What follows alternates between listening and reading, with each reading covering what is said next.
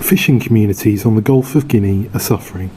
South African think tank Institute for Security Studies says they could be losing more than $2 billion each year to illegal fishing, mainly from Chinese-owned boats. Beninese fisherman Geoffroy Gebdevi says it's getting harder to feed his daughter and pregnant wife.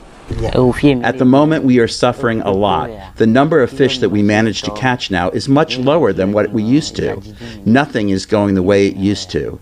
Yaya Toshu Koma Benoit is a community leader in Grand Popo, a small fishing town in Benin close to the border with Togo. He says houses are empty as community members have been forced to leave to find work elsewhere.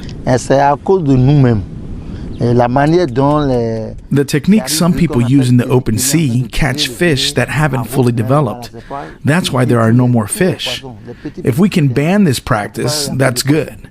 There are lots of fishermen who use smaller mesh nets, so there are not many fish left. The Environmental Justice Foundation says illegal fishing boats in Ghana use Ghanaian flags, but 90% were traced to Chinese owners. Like these in video, it's shot from 2019 to 2022. There is an overwhelming call for basic measures to introduce transparency. Cars has a number plate, has an identifier. Put very simply, give each of these vessels what we call a unique vessel identifier to get rid of all these people that, many instances are simply stealing fish from some of the poorest people on our planet.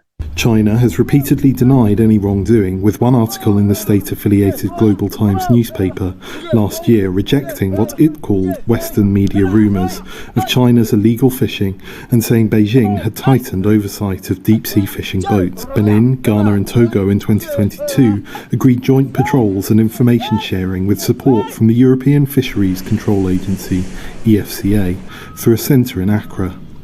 But the agency's executive director says more efforts are needed. Legislation, operations, training and cooperation.